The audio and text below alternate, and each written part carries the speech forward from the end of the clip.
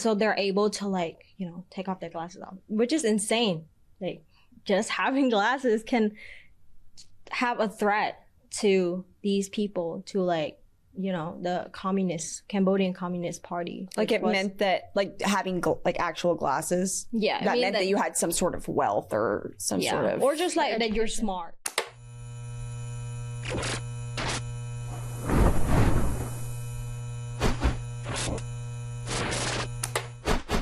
Welcome back to GenZ Unplugged. We have a super exciting video for you all today. We have Nica, who is our events and marketing officer with us, and she recently became a citizen here on Saturday, so we're very excited to hear your story and just the history of Cambodia, the country that you're originally from, and your vision and just how you became the American dream. I'm excited to be here. It's definitely very hot for me, because Saturday was like a few days ago. I know. It's like, yeah, everything's right off the presses. She became a citizen literally 3 days before we're recording this. So super exciting. Well, we're pumped to just kind of talk about your story. I know we here at the center are fairly familiar with it, but it's fascinating and honestly very inspiring. And I think just amid all of the controversy we've seen and the Trump administration just really cracking down on illegal immigration, it's interesting to see someone who's done it the right way and has actually, finished the process of becoming a citizen, which is amazing. Yeah. So to start out, I'd love to just hear, going back to the beginning, the reason why your family decided to come to the US from Cambodia. So it's going to be a little bit of a history lesson. But during the early 20th century, basically around like after World War II, Cambodia went through a Khmer Rouge regime, which is basically like a group of people were trying to clean the city by kind of imposing on like this idea of socialism, how, everybody want to be equal and stuff, because we all just freshly out of the war where French was controlling us and stuff. So right after the war, there was kind of a natural ability for communist or socialist leaders to take advantage of that. Okay, gotcha. Because everybody was very scared. We don't know what's going to happen and stuff. So it was kind of like a perfect opportunity for them to come in and like, oh, we want to clean the city and make, everybody like good and stuff like that. Very focused on like everybody's going to have, everything you need and stuff like that. It sounds very good, but a lot of people during that time, they were just being forced out of their home, out of the city, which is Phnom Penh, and to just go to like a random area, which feel very sketch. But at that time, everything was sketch. Everything was so scary. You just did what people in authority were telling you to do, basically. Yeah. And it sounded like people during that time in like a good sense for all of you. So you were probably like just... Yeah, I mean, socialism sounds nice, but this will be kind of like a real life example of what socialism can do to a country. Yeah. So. Wow. But so when that happened, my grandmother and my great-grandfather was basically in that generation. Okay. So they were forced out of their home and to go to like a random area. And then a lot of people who know what's going on, they basically told all their friends and family, if you're a doctor, if you're a teacher, a lawyer, or, even like a secretary, or even if you wear glasses, like to basically take your glasses off, lie about your occupation, because the group of people that are basically enforcing this city cleaning thing, they do not like people who are educated.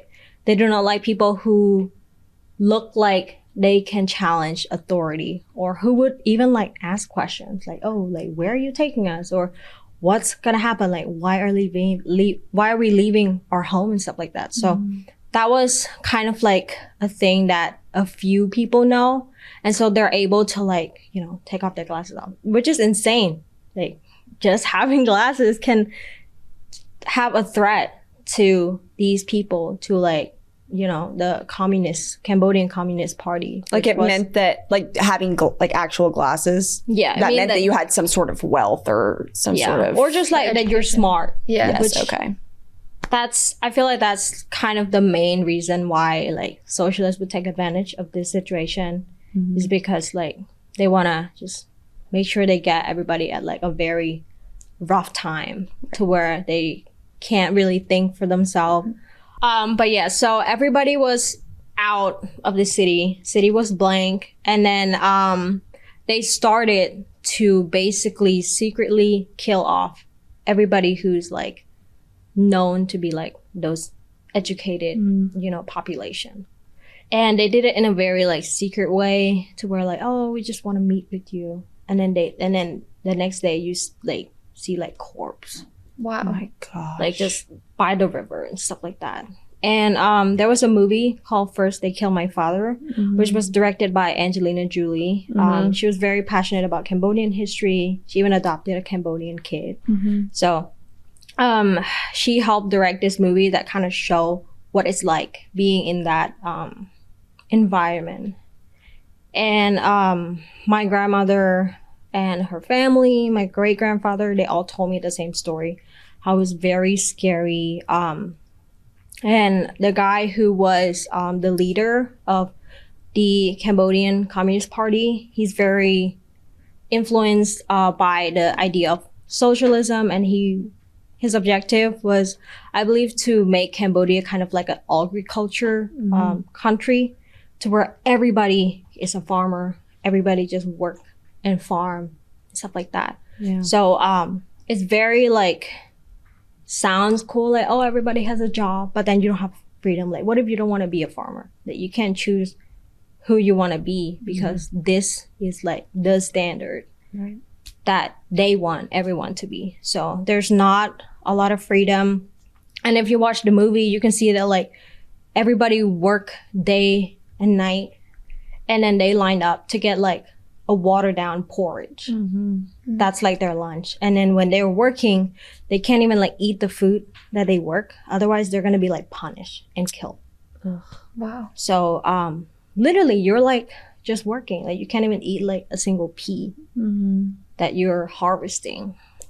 So it was a dark time. And eventually after about like 3 horrible years, my grandmother's sisters and brothers, she has 5 siblings total. They all made it out, fortunately, but everybody was scattered all over the place.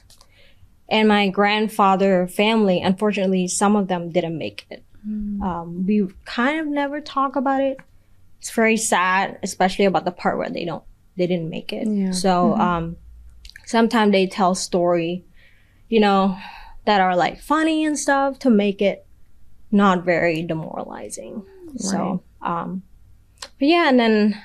So where did your family escape to from Cambodia? Was it just they escaped the genocide, or do you mean they went to a different country? They, honestly, nobody could escape. Like, it happened until it stopped happening due to like, our previous prime minister.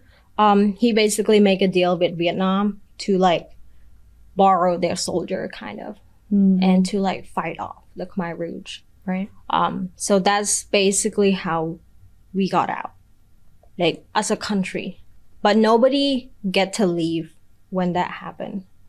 So, my grandfather, he was the one that, traveled to the US and then, he got remarried to like a US citizen who was, I believe he was also Cambodian. And then he started putting an application to, for all my family. So my mom, my dad, me at a time, like, And how old were you when he was doing that? It was 2002, so I was probably like 1 or 2 years old. Wow. So it's been in the works for a long time. Yes. And, I mean, it might not be long for most legal immigration. Our situation is kind of different because like we kind of want to wait until everybody got approved to come. So we don't want like just my mom come here by herself and then I come later or my dad come later. So we kind of want to come in as a family. So it costs a lot of money, but it was all worth it. And then my brother was born, and then we put an application for him. And then my sister was born in like 2008. So we just put it for everybody. And at one point I like gave up. Like, I don't know if I'm gonna come here at all. And I remember it was so sad because like my whole life I kind of dreamed to be here, to be in the United States. And I remember as soon as I start school, basically kindergarten, my mom put me in a private school that is solely for English. So I was basically prepared since I was like 2 to come over. Yeah, to make sure that I was able to learn English and stuff. Language, So that's kind of what was happening. And the Cambodian education system is a lot different. We don't have school all day. We just have like half day. High school was a little challenging because there's some day where like I had to miss school to go to my private school because it's just strictly like in the afternoon. I do private school from like 1 to 5. And then in the morning I would go to my, general gen ed school, starting at 7 until 12. And then like I ate lunch and then change, shower, and the boss come get me, and then I go to my second school. Wow. Like, at one point, I also learned like computer class and stuff. It's crazy because you thought that, in here, everybody kind of get to learn these things in their one school. Like they get to do, they get to do very good like Spanish class where they actually have, lots of homework and the ability to advance. So like, you take Spanish 1, Spanish 2, Spanish 3. So it's like an opportunity for you to really learn all these things. But in Cambodia, our education system is very different and we don't really focus on other like creative or foreign language and stuff like that. It basically depends on availability. So I remember at one point, like I took an evening class just to learn how to like type. How to like type on a computer, because they weren't teaching those. Those basically we were like just like poverty. So we can't afford to have like computer at the school or anything like that. Right. So, but yeah, there was some era where I was learning those. So I learned how to use Excel, and it's not even like crazy formula. It's just like how to use it. Right. Because again, like I was never teach this at all in school. We learn about a lot of like biology, chemistry and stuff like that. But it's all very like theory based. That's another thing too, because we couldn't afford a lot of like these fancy equipment. And it's probably not even fancy if you're here. Right, like in the US, we would view that as basic technology. Yeah, but in Cambodia, like that would be so cool to be able to, actually put something in like a beaker. Like we don't have that. We just learn those in textbook, and then we do quiz about it and stuff, but we never actually get to practice a lot of these, science experiment and stuff that we learn. So that's also another thing that like I really like about the American school system is basically the ability to just have a really good education that you can really, like do a science experiment when you want to do a science experiment, so it's definitely make the learning experience more fulfilled in a way. And I feel a lot of people probably, take it for granted because it's been here. But in some country, like that's a very special thing. And even in my private school, it's built for like English class and also like general education. I don't think they have those equipment either. So and even like, the fancy school didn't even have the necessity, like the basic things that we have here. Yeah. Okay. It's kind of interesting, but most of them don't have that. Right. Unless it's like very expensive. And those are usually attended by very affluent family in Cambodia. So middle class, upper middle class, they would go to like this kind of school that I went to. So Right. So it's like you'd have to have a really high status in order to reach the level of what the average child in America would receive. Yep. Wow. And you have to pay premium price. Right. Like, literally. I mean, here, I don't think anybody really pay to attend school. Not for public like, school. Yeah, not Yeah. Public school, we also don't pay. But again, like, It's just low quality. yeah, it's just very low quality. The teachers are great. It's just we don't have resources. And was this middle school, high school? What? It was split into like primary school and secondary school. So primary school, you'll have kindergarten and then 1 to 6th grade. And then secondary school is 7 through 12. And you went to 2 schools, the general one and the private school during all that time. Okay. Yeah. Wow. So, okay, so the application for your move to the U.S. goes in when you're 2 years old. Yeah. And obviously, we've gotten through kind of like elementary, middle school, high school. So, how old were you? And what was it like to get the news that you would be able to come over to the U.S.? So, tell us about that experience. I don't remember the exact time that I got that news because there was a lot of news. Like, oh, you're close and stuff like that. And I'm like, oh my God, I'm so happy. And then I make like a vision board. And then An American vision board. yeah. That's amazing. Like I read a lot of book. Oh, I watched so much movie. Like I was obsessed with like High School Musical and stuff. So was I, probably at the same time. And I feel like I'm probably behind the teenager here because I kind of only watched like whatever my uncle put it on my laptop. Right. Like a USB. So that's another thing too. Like we literally don't have streaming service. Yeah. Isn't that crazy? Yeah, it's funny. Like we're so Think about used to that. that. Yeah, that's like one of those little things that you don't. you Yeah, take for like we granted. don't have that. So it's kind of like you're like sneakily give someone a USB, and it's like a movie. It's like Big Hero 6. It's so funny. So that's literally how we get like entertainment too. So that's kind of interesting. I mean, now it's probably better for sure. Like I haven't been there since 2021 or 2020, so I'm not sure. But I think it's like a lot more advanced, you know. That's good. Technologies get better now, so That is really great. Wow. So eventually you did get that news at some point amidst And all the fake. I mean, when no, it's not like the fake, but just- actually real, where I'm going to the embassy, so okay, like this is legit. it's finally happening. So then Yeah, you went to it's the real. U.S. Embassy. Yeah, for my process, since I was like under 18 and stuff, they don't really ask a lot of questions that are like making sure you're not, you know, lying or anything. Right. They ask me like, oh, what's my name is and stuff. But I remember for my mom, they really asked to make sure that she's actually my grandfather's daughter. Right.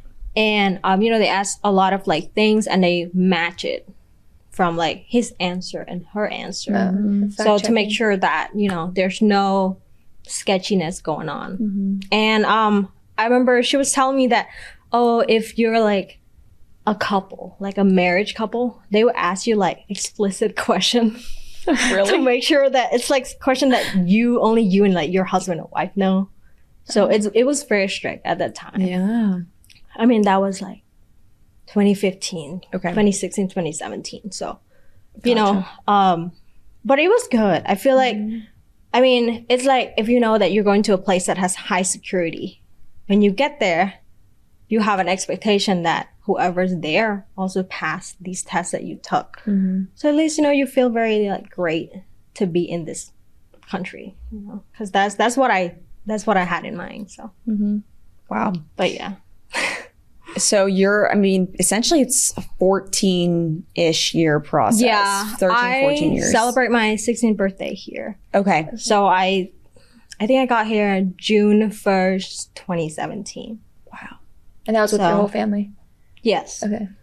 It was very emotional at the airport. So you moved to Texas right away. And what was that experience like? Well, we did move to Texas, but technically, my grandfather, he has a home in California. So we had a little American vacation. He really treated us super nice. He took us to like the Hollywood area and we went to Universal Studio, which was my all-time favorite. I love riding the Harry Potter train and stuff. The funny thing is, like, all those cartoon I actually have no idea about. Like, I love Shrek now, but I was in front of Shrek house and I didn't know how much I'm gonna love that movie. Or like, you know, Puss in Boots and stuff. Yeah, coming from a totally different culture. Yeah, but it was super fun. We were there for like a week or two, and then we took a road trip from California to Texas. Gotcha. So basically, my grandfather, he has a stepsister that live in Texas. And it's gonna sound like a stereotypical thing, but she did own donut shop. She owned three. She owned three donut shops. Wait, this is your grandfather's stepsister. Yeah. Okay. So gotcha. she owned Shipley Donut at Longview. She owned the main shop, and she owned like 2 more at the gas station. So that was like my mom and dad guaranteed career, basically. So that's kind of the main reason that we moved, that we chose Texas, was because of jobs. So yeah, we stay at her house for like a few months, and then all of us moved to like an apartment, and then I start school. Wow. So at that point, did you feel like your American dream was sort of coming true? Everything that you kind of thought it was? Yeah. Like, I love Amazon. Yeah, she loves Amazon. Like, no one loves Amazon more than Nica. Like, in Cambodia, ordering online is so stressful. Like, I remember when my grandfather would send me like laptops and stuff. Usually he would send it to whoever's coming to the US. Like, from the US to Cambodia, then he would send it through them. And then postal stuff is very complicated. Like, just like, that's crazy. Stuff like that is very cool to have here. And I mean, it's probably just the way Cambodia is. But again, I probably think that we just didn't have time to prioritize these address, you know, structure or anything, as well as like US. So even my house don't have like a house number or anything. Like, we're just like, oh, I live in this area. Right. Yeah. I live in this like village. Yeah, you don't, like, you're still coming back from the effects of the genocide. Like, there's not like the time and resources to be able to establish to really something think like that. about like, oh, let me just create a street number. Like, I don't think that was in anybody's head at the time. Yeah, that like, makes sense. We didn't care about that. So yeah, that's one of the very tiny things that I appreciate here. It's like, oh, this house has like a number. I can send mail to this house. And like, you can actually mail directly to here. Yeah. You know, because in Cambodia, you would move to like the main post office of the city or of the country, probably. I don't know. And then you would go pick it up. Wow. So different. I know. And so I'd love to hear your personal impression of the illegal alien presence in the US. And it's just, you know, everybody's talking about this right now, and you see so much of this empathy happening in the media where they're trying to like frame these stories as really devastating and terrible, when we, you know, as conservatives can kind of see beyond that and see the truth of the matter, and that there are people coming across our border. We don't know who they are. Tons of criminals, tons of gang activity. So as someone who has gone through this process that essentially took a decade for you to get over here, and now you're a citizen, which is amazing. And we're super thrilled. But what is your impression of the illegal immigration as someone who's been through the process the right way? Okay. It's a very basic question, but I feel like it's so weird that everybody has different answer. Yeah. And the rooted word in this whole question is illegal.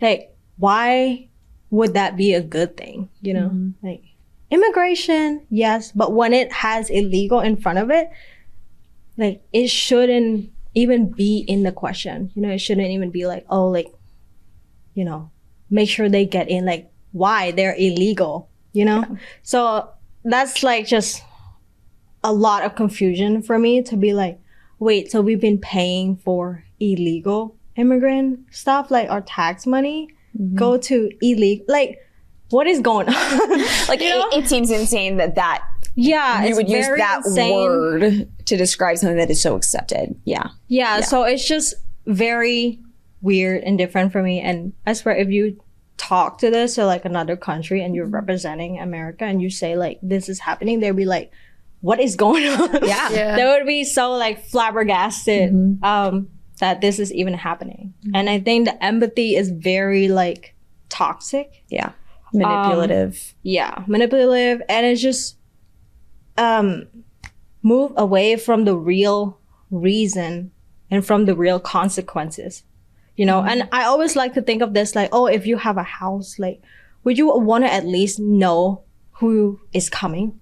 Right. So you can say no and yes. Because, like, first of all, it's your house. It's like your comfort area, you know? So it's just weird for me to just randomly let someone in. Like, would you let someone who's very sketchy to your house because you feel bad for them?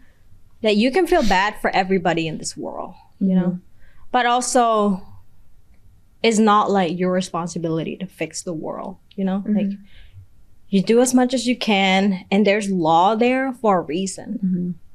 Like, it also just make America stay great. It make America stay, like, the powerful country, you know? Like, despite what everybody says, the number don't lie. Like, America is still, like, the best country, the most freedom. And so everybody here, just because you don't get what you want doesn't mean America is oppressing you. Like, like, you know, it's just so insane to me to hear people calling America's name, or if you're like a patriotic person and you're like racist or something. It's just so insane to me that they're saying these things about such a great country.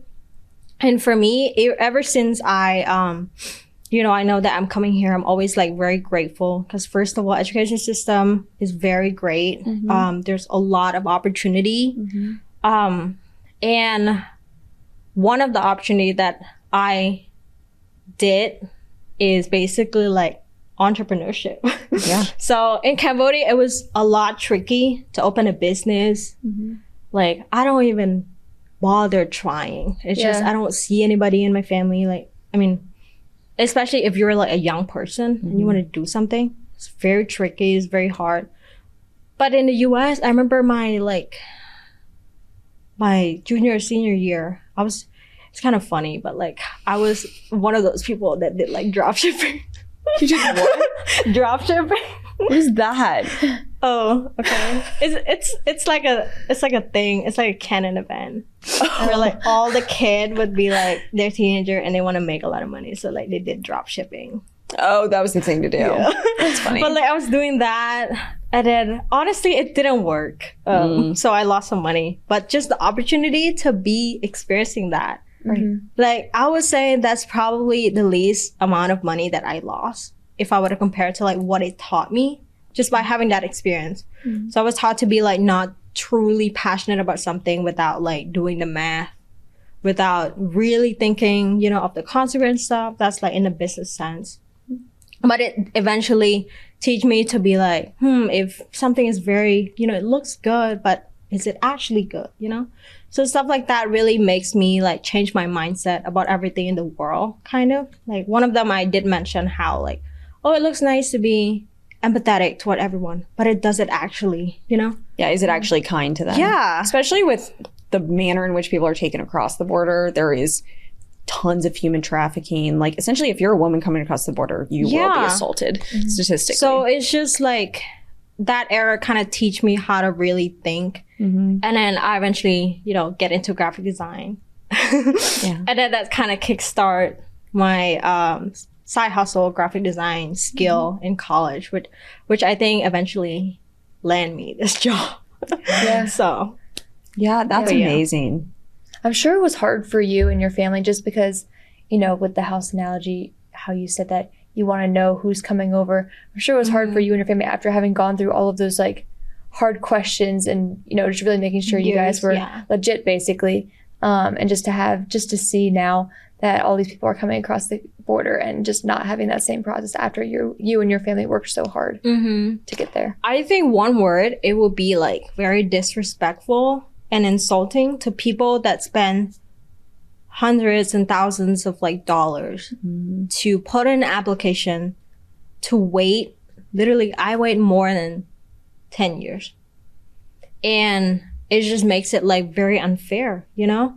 And it's not even like for sure that these people have a good intention, you know? So like I had to go through that many trials, that many like hopes and dreams, like moment where I thought was coming, but then like, you know, they have to make sure everything's good, make sure everything's legal, you know? So those stuff take time, but it's very necessary because you want to make sure that whoever's coming in at least doesn't have like a threat or doesn't have like any ill intentions and stuff like that. So I feel like it's like ultimately very disrespectful for people like us, for people like my family and others who come in the right way. So, And you think it's worth it?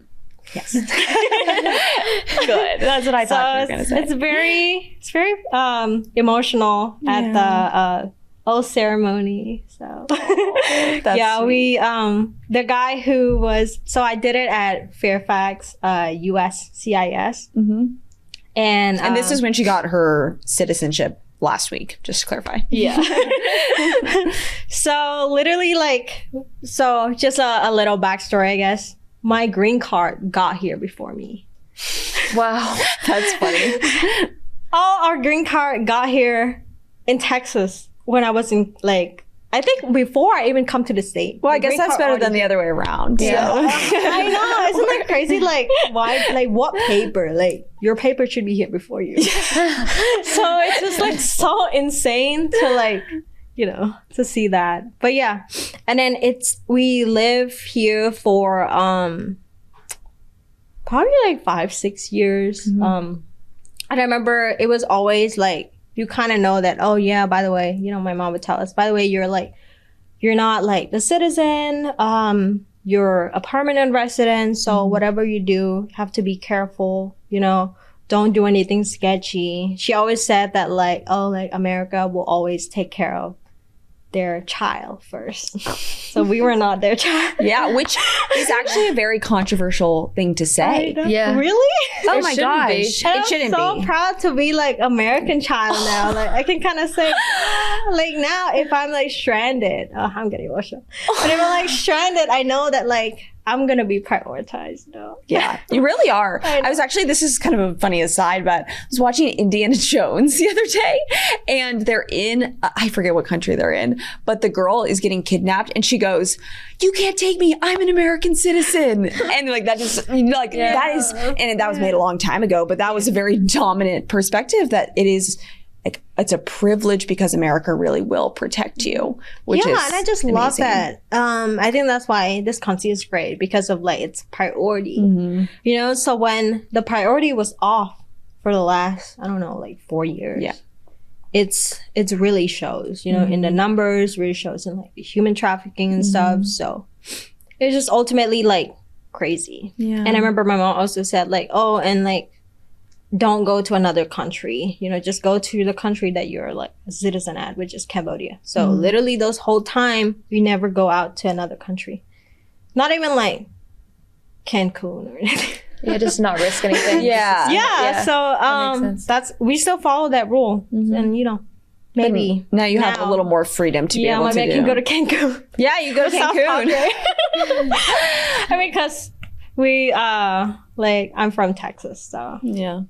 and speaking of Texas, the past, like, you know, before the election, before all the immigration stuff kind of get like sorted out and really, you know, straighten up. It was really crazy in Houston. I saw my Amber Alert go off like every few days. Oh, wow. Like, it was crazy. It's kind of scary. I was also like in a very sketchy part of like Houston because I live in a dorm in a university. And so I don't know, it's just very bad. And a lot of people who don't live near like, I mean, at least now with a lot of illegal immigrations from Mexico and stuff like that. So they don't really know what's going on, especially if you're like up here and you're just like, oh, it's fine. Like you're just showing the photo of like a mom and child, but you don't actually show the photo of like people are being kidnapped by a person that doesn't exist in the system. There's nothing you can do about it. You don't even know if they exist, you know, because there's no trace or anything. Yeah. And that's very scary to like do, you know? I think that's why like there's system. That's why everybody has a trace of something. But if you're not, then you can basically do whatever you want. And that's kind of scary to everybody who are actually like just living their life, you know? Right. So it's very sketchy. Even in the school campus, you know, it's just very dangerous. So I remember when I have to like work late, I would just like Uber instead of taking the bus. Ugh, it's so sad.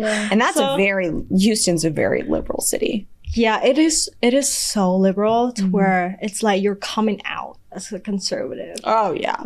I know. And like everybody, just because you're not fully leftist, they think you're like a Republican and they like hate you for that. Yeah. I remember I was also in student government too. And like, I remember and like our cabinet member, I was friends with like some very moderate Democrat. You know, at that time I wasn't really fully like established and get to learn my conservative values and stuff like that. I just know I hate socialism, communism. Yeah. You know, so That makes sense. yeah. So I remember this guy was literally a Democrat, but because he's not far left or, you know, he's not like way too crazy, everybody thought he's like Republican, which is also crazy because a while ago, everybody was able to at least coexist in the same spot, you know? But now it seems like if you drive a Tesla, you're getting egged or something. You're getting robbed. You know, which is just insane of how like these agenda is being pushed with like, oh, if you're like patriotic, then you're this or you're that. And it's so funny. They would be like, oh, like, you're like a white supremacist. And I'm like, I'm not even white.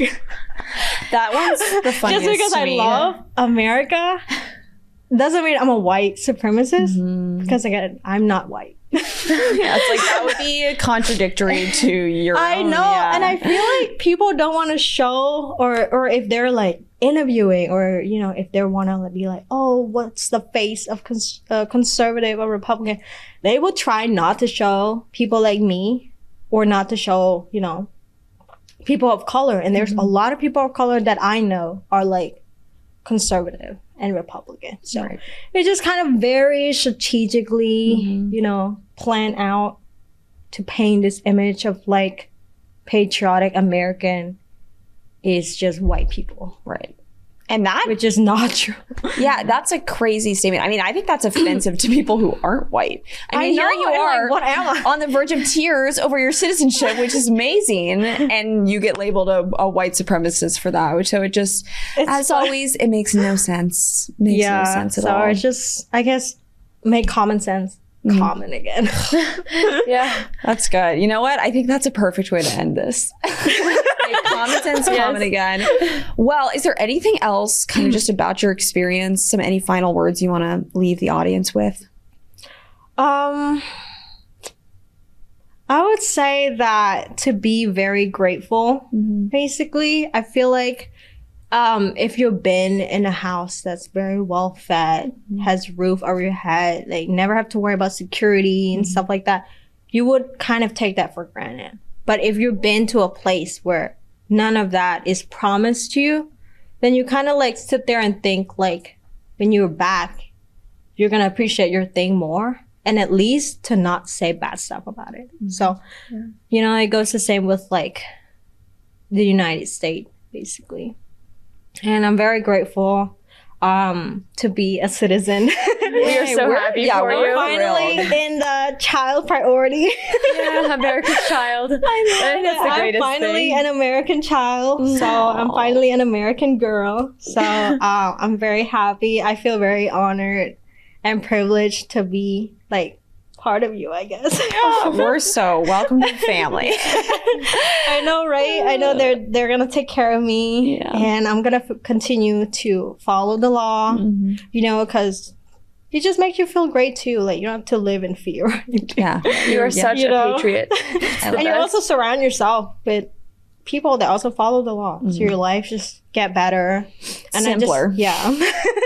And I just love how like whatever you whatever you put out to the world, whatever you give to yourself, if you work hard, you're going to get the fruit of your labors. So that's also another thing that I really appreciate, is that nobody can take these things from you. You know, all the knowledge, all the experience that you have, nobody's going to take that away from you because of how like free this country is. And I do know that, you know, there's bad days for everybody. That's just life. But you still don't use that as an excuse to blame something else. You know what I mean? Like, it's not this country fault that you're, you know, had a bad day. So to just really be grateful of what you have, really grateful of where you are, and educate yourself maybe on what's going on in the world. Maybe that will like shift your perspective and really appreciate your life here.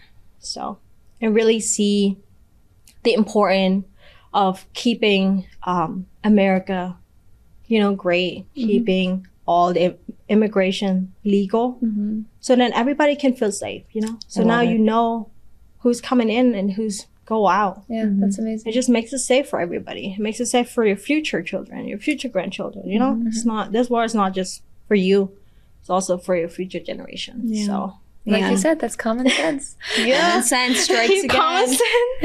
Common. I love it. Well, thank you so much, Nica. Thank you for sharing your story. For our audience out there, make sure to tune in. We release episodes every Wednesday, and you can find us wherever you find your podcast. So thank you so much, and we'll see you next time. See you next time. Bye.